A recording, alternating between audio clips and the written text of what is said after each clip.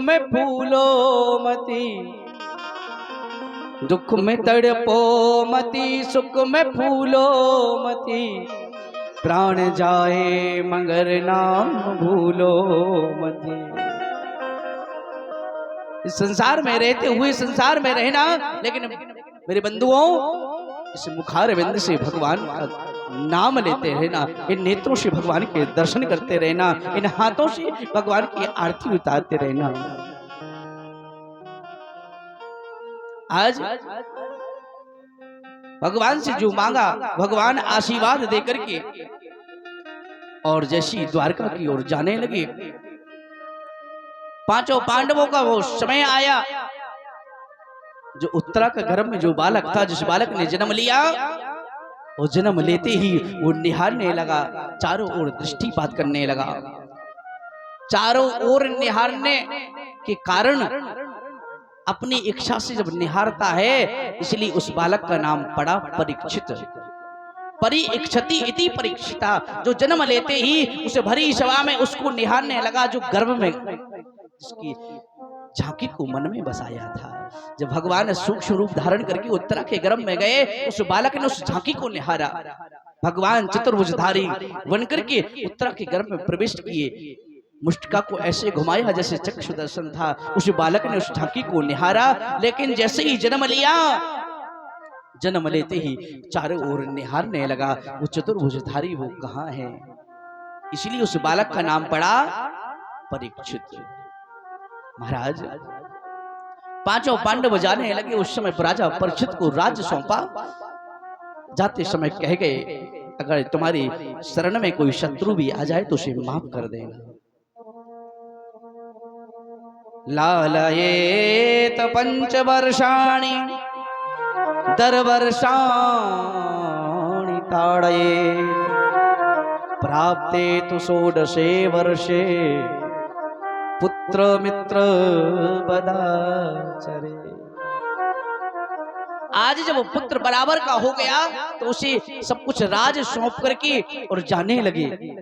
भैया बालक जब बड़ा हो जाए, क्या कहते हैं, बालक को ताड़ना कब तक, लालन कब तक, लालयेत पंचवर्षाणि, जब तक 5 वर्ष का बालक ना हो जाए तब तक उसको लालन पालन करना चाहिए माता पिता को।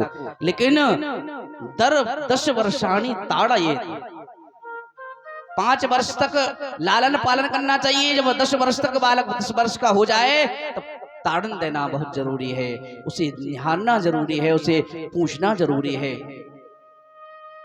10 वर्ष का जब बालक हो जाए तो उससे देखना ये करता क्या है, जाता कहाँ है, खर्च कहाँ करता है, जहां मैं जिस स्कूल में इसको पढ़ा रहा हूं ये पढ़ता है कि नहीं। जब तक अब उसके परिवारजन माता पिता अगर उसको निहारेंगे नहीं, तब तक बालक गलत दिशा की ओर जाना तैयार हो जाता है। इसलिए माता पिता ध्यान से सुनिएगा। अगर बालक बाहर रहता है तो शाम को जब घर लौट करके आए तो उसकी परीक्षा लेना जरूरी है। बेटा कहाँ थे, क्या किया, पैसा जो दिया था वो कहाँ खर्च किया। अगर जो माता पिता ऐसा करते हैं ना, उसका बालक सही दिशा की ओर जाता है। जो माता पिता अपने बालक को छूट दे देते हैं महाराज, उसके बिगड़ने के आसार ज्यादा हो जाते हैं। तो भागवत कह रही है, लालयेत पंचवर्षाणि ताड़येत 10 वर्षाणि और प्राप्ते तो षोडशे वर्ते मित्र व्रत सदाचरेत्। जब बालक 16 वर्ष का हो जाए ना तो उसे ताड़ना मत करिए, उससे व्यवहार कैसा करना चाहिए, मित्र व्रत, जैसा मित्र होता है ना उसके साथ वैसा व्यवहार करो। जब कहते हैं ना बड़े बूढ़े, जब अपने पैर की पादुका अगर अपने बालक को आने लग जाए ना तो समझ लेना ये बड़ा हो गया है। उससे पुत्र की तरह नहीं, उसके अपने मित्र की तरह व्यवहार करना प्रारंभ करना। छोटा वृक्ष जब होता है ना तो उसे जैसा करना चाहो, जैसा बनाना चाहो, जिस दिशा की ओर ले जाना चाहो उसी दिशा की ओर जाता है। लेकिन जब वृक्ष बड़ा हो जाए उसे मोड़ना चाहो तो मुड़ेगा नहीं, टूटेगा। इसलिए जब बालक बड़ा हो जाए तो उसे मित्रों की तरह व्यवहार करना प्रारंभ करना। आज पांडवों ने यही किया और जब जाने लगे तो परीक्षित से कहा, बेटा मैं जाने वाला हूँ, ये राज्य में तुम्हें सौंपता हूँ, आज से इसके राजा आप हो। अगर बेटा तुम्हारी शरण में कोई शत्रु भी आ जाए तो उसे माफ कर देना। आज जैसी जाने लगे राजा बनाया है, राजा परीक्षित को जब राजा बना दिया गया तो राजा परीक्षित के मन में एक बार बात आई, बोले महाराज जरा देखो तू राजकोष में क्या है। गए राजकोष को खोला, जैसे ही खोला महाराज मुकुट को धारण किया। जो मुकुट जरासंध का छीना हुआ पांडव लेकर के आए थे अपने राजकोष में जमा कर दिया था, और जब जैसे ही उस मुकुट को पहना बुद्धि बिगड़ गई। उसी समय कहने लगे, विचार आया मन में, जंगल में शिकार खेलने के लिए राजा गए। और महाराज जैसे ही जंगल की ओर गए, शिकार खेलते खेलते क्या देखा, एक काला काला पुरुष है जो आज गौ माता को सताने लगा, बैल को सताने लगा। कौन हो? राजा परीक्षित ने कहा, जैसे उस समय कहा तो और कोई नहीं, मैं राजा कलयुग हूँ। जाओ निकल जाओ, मेरे राज्य से तुम्हें मेरे राज्य में रहने का कोई अधिकार नहीं है। चरणों में गिरने लगा, महाराज आपका राज्य तो चारों तरफ है, मैं कहाँ जाऊं? उस समय क्षमा किया है महाराज, ठीक है जाओ, तुम जहाँ जुआ खेला जाता हो वहाँ वास करना, जहाँ मदरा पी जाती हो वहाँ तुम्हारा वास होगा, जहाँ झूठ बोला जाता हो वहाँ कलयुग का वास होगा, जहाँ स्त्री गमन किया जाता हो वहाँ कलयुग का वास होगा। चरणों में गिर गया, बोले महाराज आपने अभी तक तो मेरे अवगुणों को देखा, मुझ में प्रभु अवगुण ही अवगुण भरे, लेकिन मेरे अंदर एक अच्छा गुण है, कलियुग केवल नाम आधार।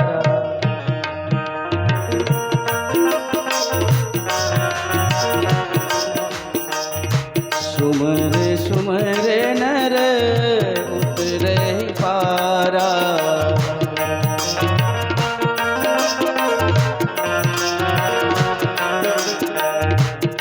आज कलयुग का जो अवगुण देखे तो उन्हें गलत जगह दे दी, लेकिन एक अच्छा गुण जो आया, क्या गुण? कलयुग में एक अच्छा गुण है, कलयुग का में जो भजन करेगा, जो भगवान का नाम लेगा, उसे भगवान का धाम मिलेगा ही मिलेगा। तो कलयुग जब चरणों में गिरने लगा तो भगवान ने उसी में राजा परीक्षित ने कह दिया, जाओ तुम्हारी एक जगह में और देता हूं, जाओ तुम सोने में तुम्हारा वास होगा। कौन से सोने में? गीता में भगवान कहते हैं अस्मी नाम धातु कांचनम, गीता में भगवान कह रहे हैं कि जो धातुओं में सोना है उसमें मेरा वास है। और यहाँ राजा परीक्षित ने सोने को भी वास दे दिया, सोने में कलयुग को वास दे दिया। एक चीज में दोनों का वास कैसे हो सकता महाराज? संशय की बात है। सुखदेव जी राजा परीक्षित से कहते हैं, राजन कौन से सोने में कलयुग का वास है और कौन से सोने में भगवान का वास है?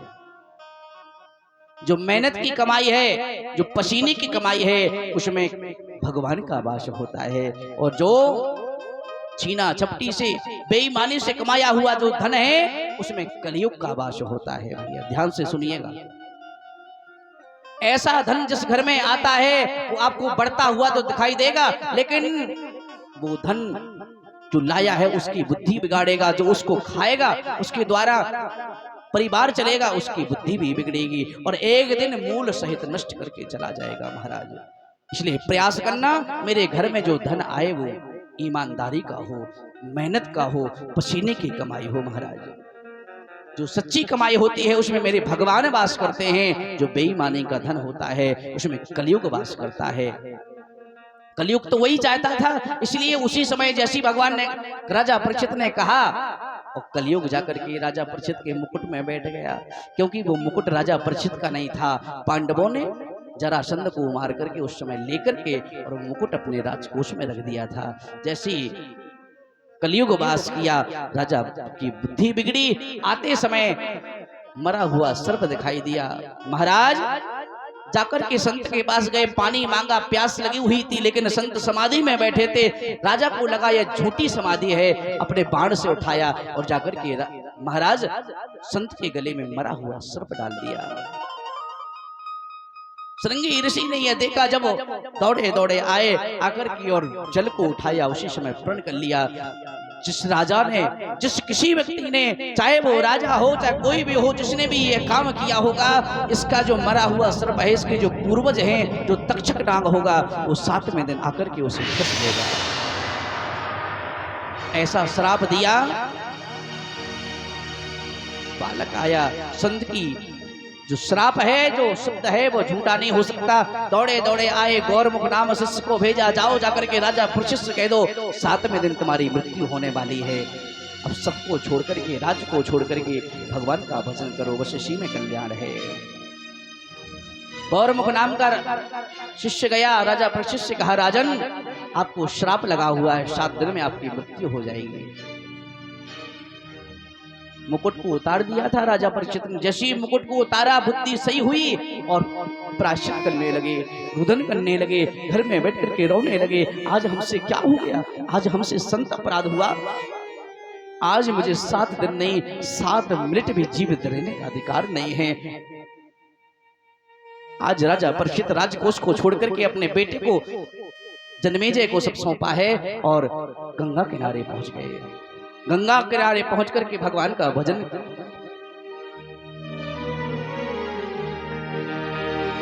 चलने की तैयारी, चलने की तैयारी, करो रे मन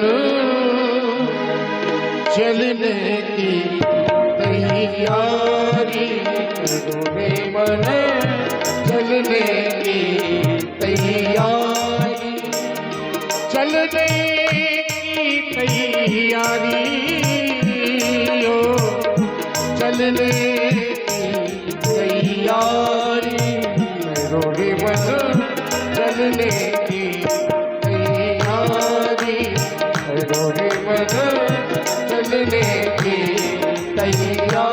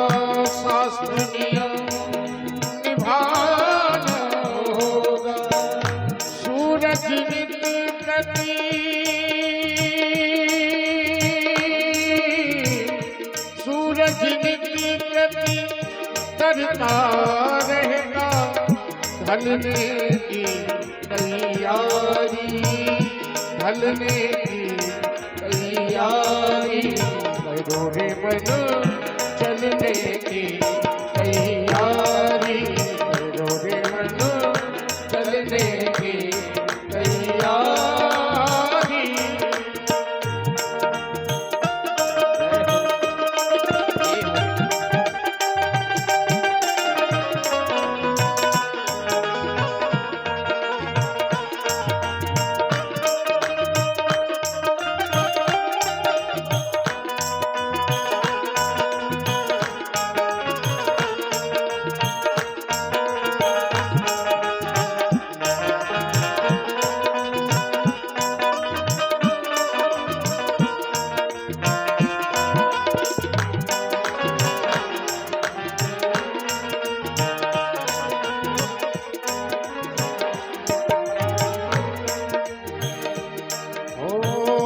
कितनों के अरमान अधूरे, कितनों के अरमान अधूरे, जाने कौन करेगा पूरे, जाने कौन करेगा पूरे।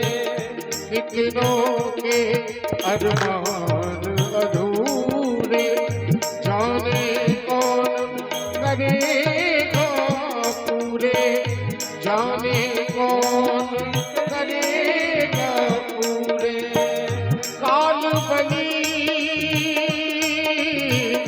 काल बली संकल्प कर चुका, छलने की तैयारी, छलने की तैयारी, अधूरे मन चलने की तैयारी, अधूरे मन चलने की तैयारी।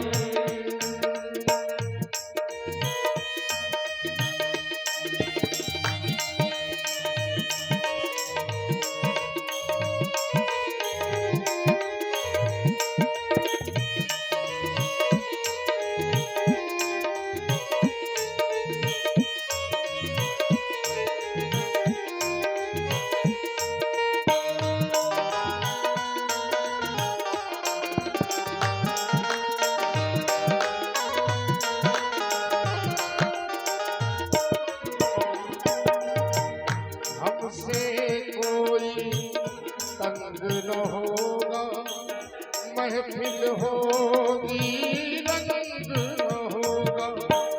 हमसे कोई तंग न होगा, महफिल होगी रंग न होगा। गंगा के तट,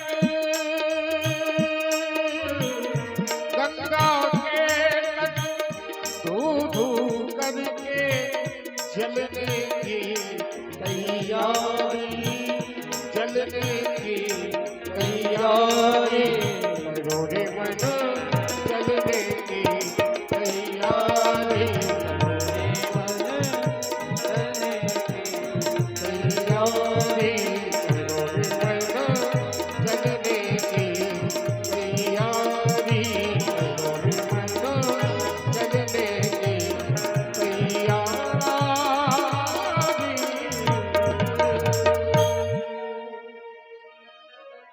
बोली भक्त वत्सल भगवान की। राजा परीक्षित को 7 दिन में मरने का श्राप लगा।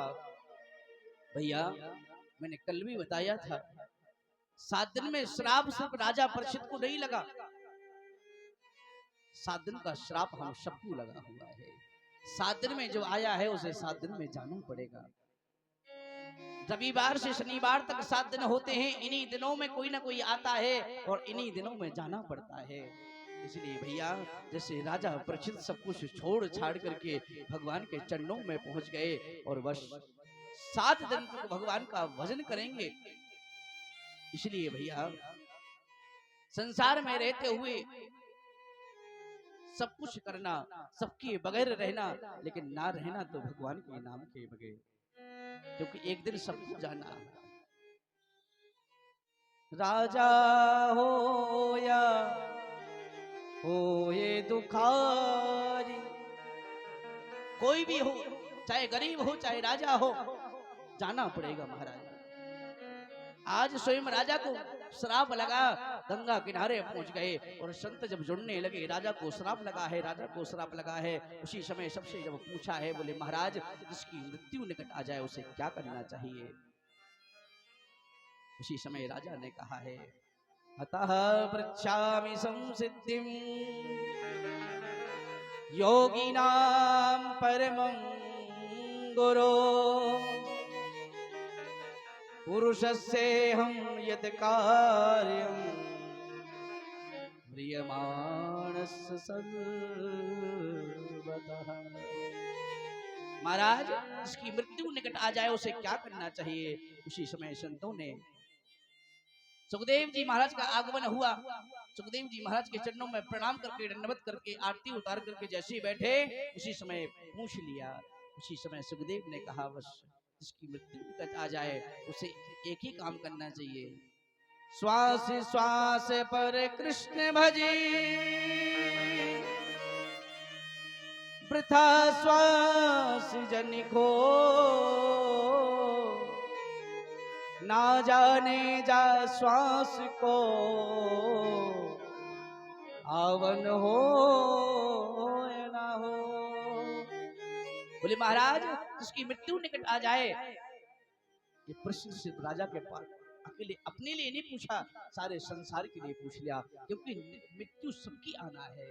जिसकी मृत्यु निकट आ जाए उसे एक ही काम करना चाहिए, हर श्वास पर भगवान का नाम जपना चाहिए। महाराज भगवान सुखदेव ने सृष्टि का वर्णन सुनाया है। अगर भगवान का भजन करना है तो सबसे पहले आसन को जीतना पड़ेगा।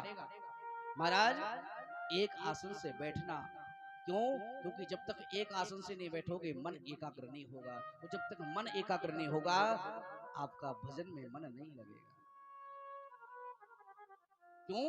क्योंकि जब तक आसन को नहीं जीतोगे मन एकाग्र होने वाला नहीं है। तो सुखदेव जी महाराज कह रहे हैं, राजन 7 दिन तक मैं बैठा हूं, आप भी बैठो। मृत्यु में ताकत नहीं है। अगर आपने मन लगा करके कथा को स्मरण किया, चिंतन किया और कथा सुनकर के मनन किया, ऐसा नहीं कि आगे पाठ और पीछे सपाट। यहां कथा सुनी और घर जाकर के सब भूल गए। कथा सुनने के बाद जिस प्रकार बालक स्कूल से पढ़ करके आता है, घर आता है, होमवर्क लेकर के आता है, उसे करता है, सुबह लेकर के जाता है। कथा जब जीवन में उपयोगी होगी, जब अपने हृदय में बैठाओगे, उसे मनन करोगे, चिंतन करोगे, वो जब वो किसी जीवन में जब विपत्ति आए, संकट आए, वो सूत्र तुम्हारे हृदय में जो बैठा हुआ है, वो कथा जो बैठी हुई है, एक दिन वो जरूर काम आएगी। महाराज इस प्रकार समझाने लगे, कराग्रे वस्ते कर्म लक्ष्य कर मध्य सरस्वती करमूले स्तु ब्रह्मा प्रभाते कर दर्शनम। इस प्रकार मानव को अपनी दिनचर्या बनाना चाहिए, सुबह से उठ करके भगवान का दर्शन करना चाहिए, ना कि किसी का। अगर आप उठते हो भगवान सामने ना हो तो अपने दोनों हाथों को लेकर के उनके दर्शन करते हुए, कराग्रे वस्ते लक्ष्मी, इन्हीं हाथों में भगवान का वास है, इसी इन्हीं हाथों में लक्ष्मी का वास है। कर मूले स्थितो ब्रह्मा प्रभाते कर दर्शनम। सबसे पहले उठकर किसी का चेहरा ना देख करके अपने हथेली को देखना चाहिए, दर्शन करना चाहिए, जब जाकर के संसार का मुख देखो, संसार को देखो। महाराज कभी कभी आप ही लोग कहते हो ना, पता नहीं ना जाने आज हमने किसका मुख देख लिया, आज सुबह से शाम तक पता नहीं दुख ही दुख है, परेशानी ही परेशानी है। इसलिए कहा गया सबसे पहले उठ करके प्रातः काल उठ के रघुनाथा माता पिता गुरु नाभि माथा। सबसे पहले उठ करके अपने गुरुजनों को, अपने माता पिता को माथा नवाना चाहिए। इस प्रकार राजा परीक्षित को सुखदेव जी महाराज समझा रहे हैं। लेकिन विनम्रता तो और कुछ है महाराज, आप कितना भी कुछ कहो, सिर हिला करके कहना महाराज सही कह रहे, लेकिन सुबह सबसे पहले उठते हो तो क्या मांगते हो? प्रभाते कर दर्शनम नहीं, प्रभाते कप दर्शनम। सुनती हो चाय कितनी देर में बन रही? जब चद्दर हटेगा मुख से, जब चाय बगल में आ जाएगी और कहेंगे चाय पी लो महाराज। आज का समय जो है वो दिनचर्या जो विडंबना गलत हो गई है। लोग जगते हैं 2 बजे तक, सोते हैं 10 बजे तक। वो दिनचर्या नहीं है, वो जीवन नहीं है, इससे भगवान मिलने वाले नहीं है, ये भक्ति नहीं है। सुबह से शाम को टाइम से खा लेना, टाइम से सो जाना, सुबह ब्रह्म मुहूर्त में जगना, यही नियम है, यही मानवता है। सुखदेव जी महाराज ने राजा परीक्षित को ये सब कुछ समझाया। आज महाराज सृष्टि का सृजन किया है, विधाता ब्रह्मा का जन्म हुआ, नारायण की नाभि से कमल प्रकट हुआ, कमल से भगवान विधाता ब्रह्मा का जन्म हुआ। तब किया जब उनको मालूम पड़ा मैं जन्म कहां से हुआ, नारायण के समझाया, हे विधाता ब्रह्मा मेरा आदेश है, जाओ जाकर के सृष्टि का सृजन करो। आज से आप विधाता ब्रह्मा का रूप है आपका, सृष्टि को बनाओ। विधाता ब्रह्मा ने सृष्टि का पालन किया। अहमेवासमेवाग्रे